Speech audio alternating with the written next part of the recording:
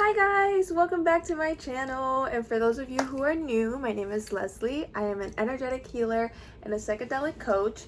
And today I wanted to talk to you guys about things I wish I would have been told, or lessons I wish I could have learned sooner. Sooner rather than later. Kind of like at the start, once I was starting to get into it, things that I wish I was told or that I would have learned so that I could have write it down in a journal and go back to it. So pull out your journal. This isn't my this is actually funny. This is my work journal, not my spiritual journal. I keep them separate for some reason, but yeah, so I'm gonna go off the top of my head, but I also have a couple things listed just to make sure that I don't miss anything that I know I want to mention. So if you guys have a journal or if you guys want to write something down, I really suggest that, because it's easy to just watch the whole video and then kind of only remember the last part. So feel free to pull out a journal and write these things down if they feel resonant to you, but I'm just gonna jump right in after this water break.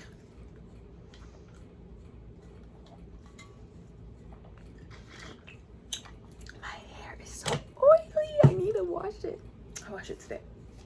Okay, so the first thing that I want to talk about that I wish I would have learned sooner, and that sometimes I still struggle to this day, I always have to come back to this, is that comparison is a thief of joy. And within that, healing is not linear.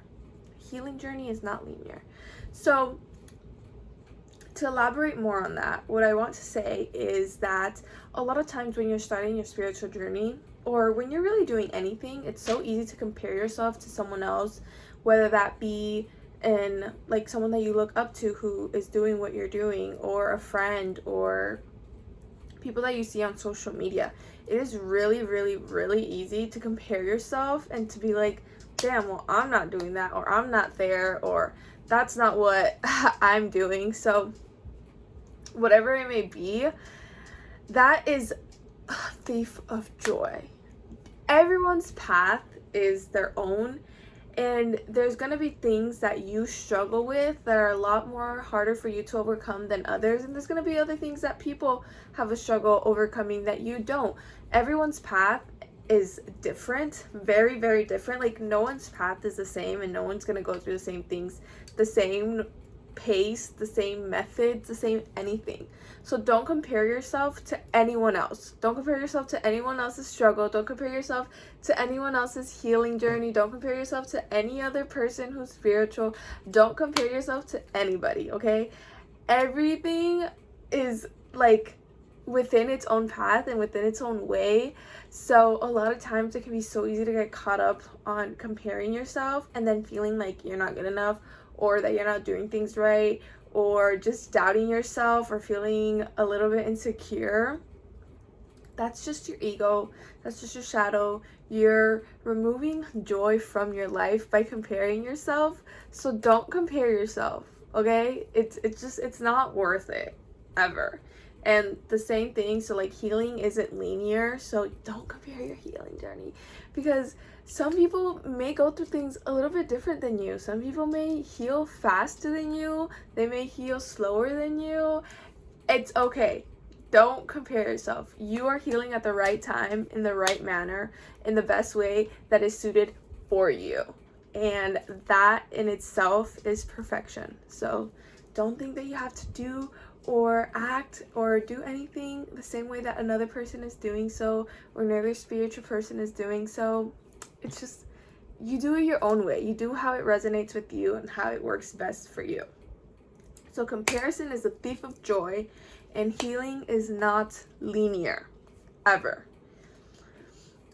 Next, there is no finish line in the spiritual realm. There's no real senses of accomplishments. Yes, you can go through milestones and then feel like you accomplished something. So for example, the first time that I was ever to quiet my mind, I was like, oh fuck yeah, this is an accomplishment. And it was really powerful moment, and I felt very proud of myself to be able to control my mind. But it's all very different. Things come out in their own way, and you'll accomplish things in their own way, but there's no finish line.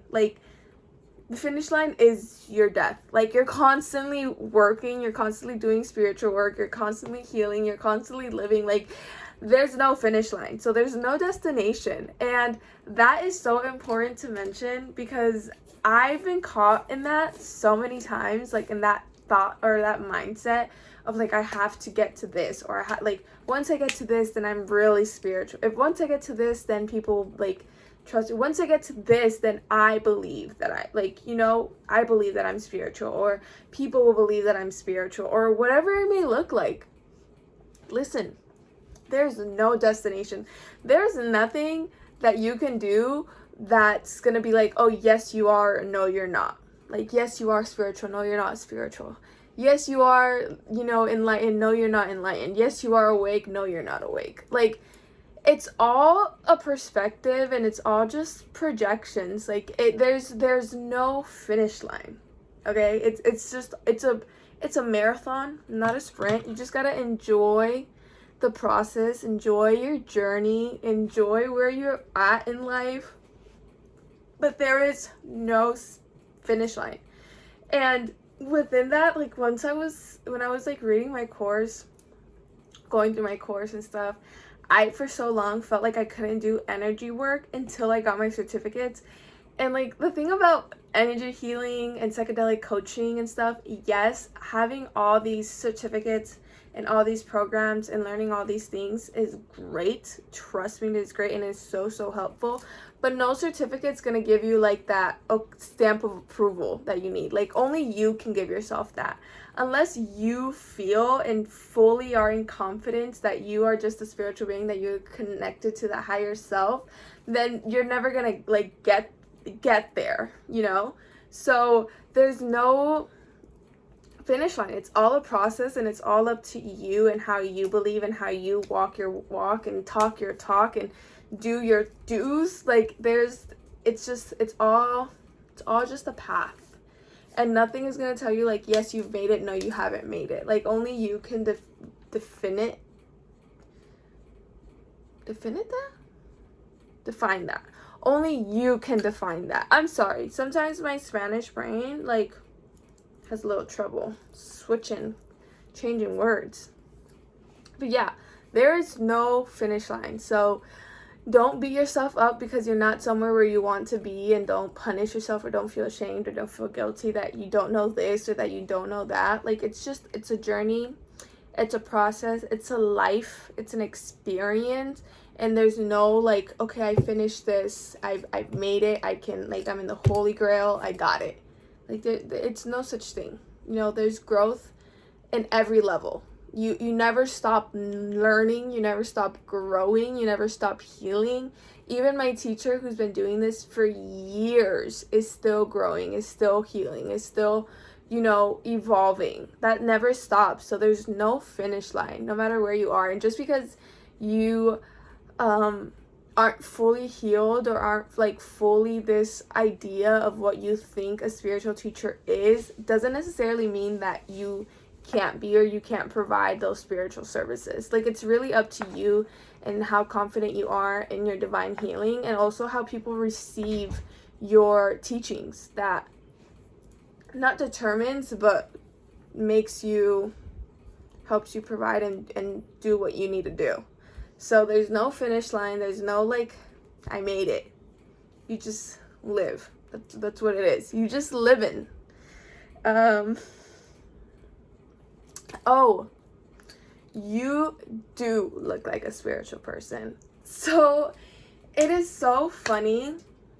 I'm so glad that I wrote this, because a lot of times, and it's so silly to even think about it, but a lot of times I would feel so wrong for dressing non-hippie sometimes. Like, whenever I would dress either like in the in like the fashion trends, when I would wear crop tops and booty shorts and like all these different things that weren't technically spiritual, when I wouldn't wear my skirts or all these different things, and I would be like, oh, I'm a fraud, or I'm not showing who I really think I am. Listen, you being who you are and practicing your practices makes you that spiritual person. How you decide to dress and how you look has nothing to do with that. Like, it has nothing to do with being a spiritual person or not. And yes, like, you can, like, tap in, like, there's nothing wrong with wearing the skirts, with wearing the beads, with wearing crystals, with using crystals. I just realized I don't have my my rings on. It's you. It's your inside. Your external doesn't have to necessarily match that. Be creative, dress however you feel like expressing yourself, whether that be wearing all black, whether that wearing skirts, whether that be dressed in like a hot girl. It's okay. The spiritual person is you, not who you wear and not who you present out to the world. So for example, I am very much wearing just like a crop top. And this crop top I bought and I owned before I started my spiritual journey. Before I was this awakened gal, before I started doing energy work. This was just like my summer shirt. You know, it has a free back. I don't wear a bra. Like, I would wear it out with some jeans, with some shorts, whatever. And then you could kind of just wear whatever. Like, it's funny. Whenever I went to Miami recently, and I was like so weirded out that I didn't pack any like quote unquote hippie clothes, that they were all like very much like city life and nightlife, like not how I've been dressing for so long. And I was like, oh no, like people aren't gonna know that I'm like this spiritual person, or that I, you know, aren't a typical, like, that's your ego. That's just, that's your projections, that's your shadow, that's you trying to prove something. Who you are is who you are, and how you dress has nothing to do with that. So don't get too stuck on like you have to dress a certain way in order to be spiritual. In order for you to meditate and do yoga, you have to dress like a hippie and wear these baggy jeans, or baggy pants or skirts or whatever it may look like. That's not what it is. The outside is not what being a spiritual person is. It's not what being enlightened being is. Like, it's not. Dress however you want to dress. Dress however makes you feel most empowered, most at you, like what makes you feel comfortable. Whatever that may look like for you, that's exactly how you need to be dressing. So you are a spiritual person. You do look like a spiritual person. Why? Because you are one. Point blank, period. Okay. Ooh, the next lesson. This one I kind of just learned recently, which is don't get caught in the healing / shadow work. I was so stuck in that for so long. I literally would not allow myself to indulge or be a part of anything because I felt like I had to be healed in order to do so. So I wouldn't practice, I wouldn't teach any spiritual guidance, I wouldn't share my knowledge, I wouldn't share anything. I ended my romantic relationship, like I had just exited everything out, and I closed all these different doors because I was like, oh, I need to be healed in order for me to indulge in things. I need to be fully healed in order for me to have a good, healthy relationship. I need to be healed in order for me to practice yoga and meditate. Like, no. It's not true. Yes, shadow work is very, very, very, very, very important in the spiritual practices. It is a big part of spiritual practice, but you don't necessarily have to like just evolve your whole life into healing and doing shadow work. Like, yes, it is very important, but it's not your entire life. So you don't have to close any doors. You don't have to exclude yourself from anything. You don't have to stop doing things that you like to do because you feel like you just have to heal, or that you're not in a position to do things because you're not healed, or because you're still, everything comes in its own time. Every day is healing, regardless if that means like meditating every day or keep doing the things that you're doing, like whatever it may look like. Healing comes in many like shapes, like it comes in different forms. So don't seclude yourself from life because you want to be like this healed person. Like healing is gonna come always. Like it's like it's in every new level and every new chapter there's gonna be something new to heal, something new that's getting brought up. There's, like I said, there's no finish line. So don't seclude yourself or don't exclude yourself off of anything, or don't feel like you can't do anything because you're not like healed. Shadow work is important, but it's not your entire life. Like, reminder, you're still here to live. So that's something that I wish I would have known sooner. I got stuck in that for so long, and I'm happy to have realized that and learned that and be like, oh, okay, like just because I'm not fully healed doesn't mean that I can't like, you know, be in a romantic relationship or whatever that may look like. So yeah, don't get caught up in the healing or the shadow work. You can still enjoy life while healing. Ooh, next, projection. Ooh. So that that one was hard. That one was hard for me to learn. So what I mean about projection and like also like ego, I refer to it in relationships that we have in life. So I would catch myself a lot of times either judging or closing off relationships because I felt like they weren't in the same level as me, or they weren't doing the same things that I were doing, therefore they shouldn't receive my love, or they shouldn't receive my friendship, or they shouldn't receive me. And like I was saying, healing isn't linear. Everyone is in their own path. And yes, it is very important to keep in mind who you're hanging out with, who you're calling friends, who you're surrounding yourself with, but that doesn't mean that you have to kind of like close all your friendships and cut people off and do all these things because they're not where you are. It's important to, you know, give that safe space for people, not to the point where you are breaking your boundaries or your needs, but still being able to provide that safe space for a person to come to you. A lot of times when you are in a spiritual journey and you're starting off and a lot of the people around you aren't doing that, they aren't healing, they aren't doing the time to find themselves the way that you are, they'll come to you, they'll seek like knowledge from you. And for you to cut that off or cut that off or close the doors on them when they finally find someone who they feel like they can reach out to about these certain topics that you are learning, you're providing a disservice not only for them, but for yourself. Because once you learn something and then you can teach it, that's another way for you to learn. Like it gets more deeper in you when you're able to teach, or whenever you could like share.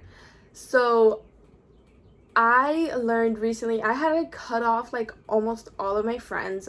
You could not see me, you could not talk to me, and I felt very lonely. I was so lonely because I just felt like these people didn't deserve my friendship because they weren't doing the things that I were doing, and they were still tapping into either some toxic habits or doing things that I just weren't participating in anymore.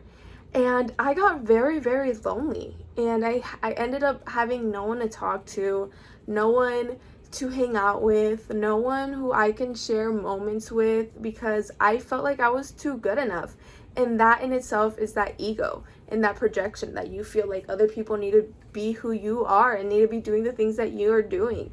Everyone has their own journey, everyone has their own path, and we need to respect that. And we need to respect that people are going to do things in their own way, and it doesn't necessarily mean that they don't deserve love. So what I learned within that is to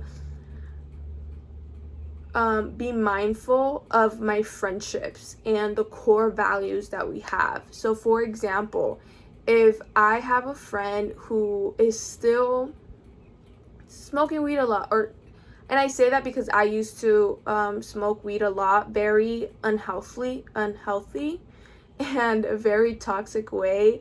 And she was someone who I would do it with, and we partake in that a lot. We used to partake in that a lot, but that's not something that I want to do anymore. But we also went shopping together a lot, and she's someone who really loves fashion the way that I love fashion, and we really enjoy dressing up and being creative with our clothes. Just because she is still partaking in something that I'm no longer in, that doesn't mean that I need to cut her off. Like, I can reach out to her within the core values that still match. So I can reach out to be like, hey, do you want to like go shopping? Do you want to make clothes? Do you want to get dressed up together? Like, what do you think about this outfit? Reaching out to those friendships with the core values that still matter to you is important. And it's a great way to maintain friendships and relationships without having to cut people off and still respecting your boundaries and where you are in life. So just because they are wanting or doing other things doesn't mean that you can't still keep that friendship. Just keep that friendship in the core values that you guys share and the things that you guys enjoy, and balancing that out. And also, like, being very truthful about how you feel and what you're thinking. If they can't respect that, that you don't like certain things, that you rather maintain our friendship about a certain topic or a certain core value, if they can't respect that, if they're not okay with that, then that's maybe not a friendship to keep. But for the most part, the friends who are really friends will respect you and your journey and would love to maintain a friendship, especially if it's one that is shared with core values. If they still enjoy doing things that you enjoy to do, and you're like, hey, I really only want to hang out if we're doing those things, then it's like, okay, cool. And like, it's a beautiful moment. So ego and projection is very strong when you're doing your spiritual journey. You're going to want to close off all these doors. You're going to want to cut people off. You're going to want to just be like, no, I'm not letting this external world influence me. And it's important, and it's amazing to create boundaries and create new standards for yourself, but it doesn't necessarily mean that you have to cut everyone off. And like, I used to be so upset too, because I would feel bad. I would be like, no, I really love her. Like, I feel bad cutting her off because she's not doing this, or she's not healing. Like, and I would be hurt because I felt like I had to cut someone off because they weren't healing, or they weren't, doing any shadow work. And I was like, I can't be her friend, but I really love her and I love hanging out with her. Like, why would you do that? Just enjoy sharing your core values together, and just make sure that you only reach out for that and you only participate for those things.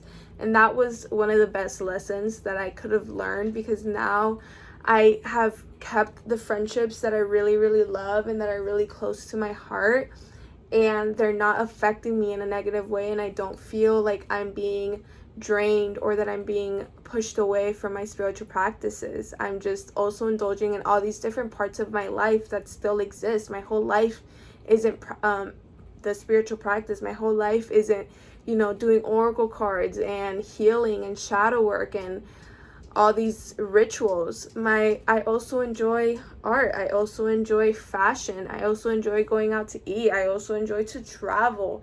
There's so many different parts of me that still need to be expressed and that are still alive within me, and it would be a disservice to myself to not keep tapping into that, because I feel like I'm this spiritual person and can only focus on spiritual practices. That's not necessarily true. So kind of going in within that, I'll go next to boundaries and standards are okay. So talking about that, like, a lot of times we think as spiritual people, we are just like supposed to give off unconditional love and be open and receiving to everyone. And although, yes, I still very much practice unconditional love to everyone, that doesn't mean that I have to accept things that aren't deserving or that aren't to the standards of my love. So although I'll love every single being unconditionally, it doesn't mean that I'll, keep my hands together and be like, oh yes, mistreat me, abuse me, do all these things because I'm supposed to only give you unconditional love and forgiveness. I can give you unconditional love and forgiveness at afar and still be like, okay, but I don't want you into my life. Having boundaries and standards are okay as a spiritual person. I know a lot of times we can feel guilty or shamed for having them because we're meant to just be open to everyone, but maintaining peace and protection within ourselves and doing what is right for us, that we know intuitively is what we need and deserve, there's nothing wrong with that. So that was one of the things that I wanted to mention in the video, was that having standards and boundaries are very important. I just realized that I didn't turn on my working light, so they didn't knock. So that was on me, but it's okay. But yeah, so that was something that I wish I would have learned sooner, that boundaries and standards are still okay, that I don't have to be open to just anybody or accept all things that don't make me feel good. Yes, this one. You're not always happy and peaceful. I don't know why. I mean, I can understand why there's this narrative that spiritual beings, or that people who practice spiritual practices, whatever that may look like for them, that they're just always meant to be happy and peaceful, that like we don't feel any other feelings. There's moments where you can wake up and be like, I feel really sad today. There's moments where you'll experience something and anger can come up, or frustration. The key really is to allow those emotions to come in and then accept them, love them, and then be like, okay, I'm gonna do my best regardless of how I feel. And I'm just gonna practice what feels right today and do the things that feel right. So there's gonna be moments where you're sad. There's gonna be moments where you feel other emotions other than happiness and peace. And that doesn't mean that you're a fraud. And it doesn't mean that you're doing something wrong, or that you are supposed to hide it from yourself. I know a lot of times it's really important to me, at least, and I've learned this throughout my healing journey in being who I am to the external world, to my platform. Really, it's so easy to portray that you're just like this happy, healed, perfect person, and it's been very important for me to show people like, hey, we have bad days too, but we just continue to do our best and move forward. And that's really the key of it all. At least that's how I feel about it.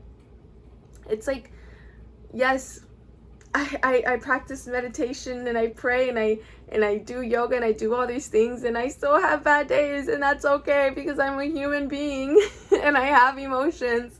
So don't feel like a fraud if you wake up one day and you're like, I just want to stay in bed. Like, I'm not feeling so full of love today. Like, it is okay for you to feel that and for those things to come up.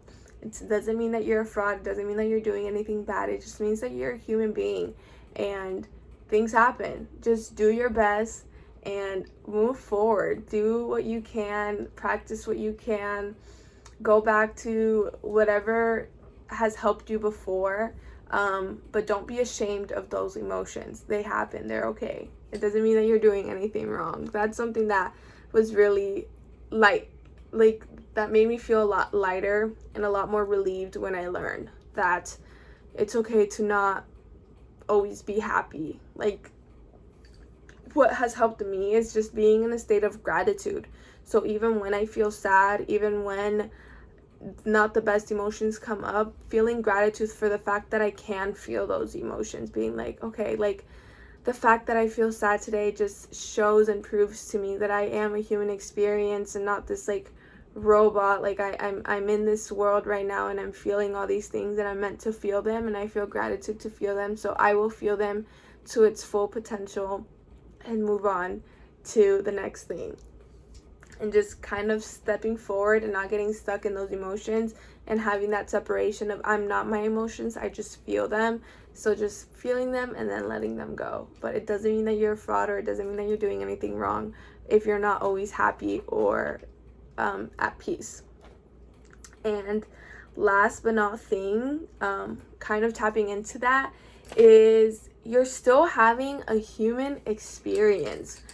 This one is super, super strong. Something that I always have to go back to when you start learning all these things and you're indulging deeper into your spiritual practice. You learn a lot about your habits, the things that you do and how much they matter into your life and how everything manifests within itself.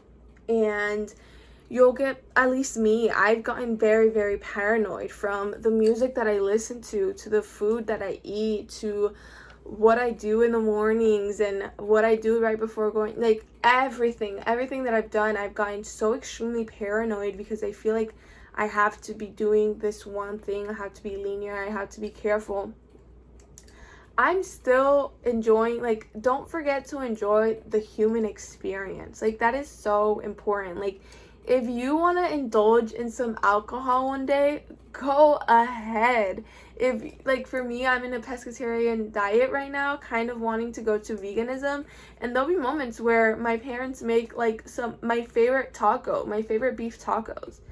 And for me, what I've learned is to restrain myself from things that bring me joy, that make me happy, is such a disservice to myself to not do so. Like, we're still a human. We're still in this human experience. We're meant to tap into things that aren't always necessarily like the healthiest, or that aren't necessarily aligned with our practices. And it doesn't mean that because we tap into them or that we indulge in it, it makes us any less of a person or any less of a spiritual being. It just means that we are enjoying our human experience and that we're just enjoying ourselves and our life. Like, not taking things too seriously. Life is not meant to be taken seriously or to be stressed out of things that don't matter. Like my friend Karina always says, we live in a pale blue dot in the middle of the universe with millions, trillions, galaxies. I promise, there's a tree that is taller than you. A sun that is, I don't even know how many times as big as the earth. Like, you are this teeny tiny energetic field, energetic being. It's okay. You can tap into things. Like, don't feel ashamed. Don't feel like you're a fraud. Don't feel like you're doing things wrong because you tap into a few things, or sometimes you yell, or sometimes you do these things. Like, it's okay. It's okay. Forgive yourself, accept yourself for everything that you are and everything that you practice, and enjoy life. Like, this experience is meant to be enjoyed and meant to be fun and meant to be like an experiment and a roller coaster and an adventure. So enjoy all the ups and downs. Like, don't take life too seriously. Just enjoy it. Like, really, truly, that was one of the best things that I continue to remind myself, is that this is a human experience and I don't have to take my life way too serious. Like, I'm here to enjoy, to be happy, or not necessarily be happy, but to just enjoy life and all the things that it gives me and all the fruits, regardless if that looks like a taco or a vegan smoothie, whatever it looks like. Just enjoy and do whatever makes you happy. But yeah, those were the things that I wish I would have known sooner, or that I would have been told sooner, or that I would have been told in the beginning of my practice, so that I can write it down and go back to as I like go deeper in. Because it's really, really easy to get caught up in all these external things and get your ego to take control a little bit and have control of certain parts of your life. So I hope this helped and this resonated with some of you guys. I hope you guys learned something and got some value out of this. That's what I meant to do. with this. That's why I made this video. So please like and subscribe, and please comment anything that stood out to you or something that really helped you or that you needed to hear that I said in this video. I really love to hear y'all's comments and hear what you have to say about the things that I talk about, and if you enjoy them. But within that, yes, please, thank you. Like and subscribe, comment down below anything that popped out. I love you guys so much. Thank you for watching. And I'm sorry this is such a long video. I'll try to make them shorter.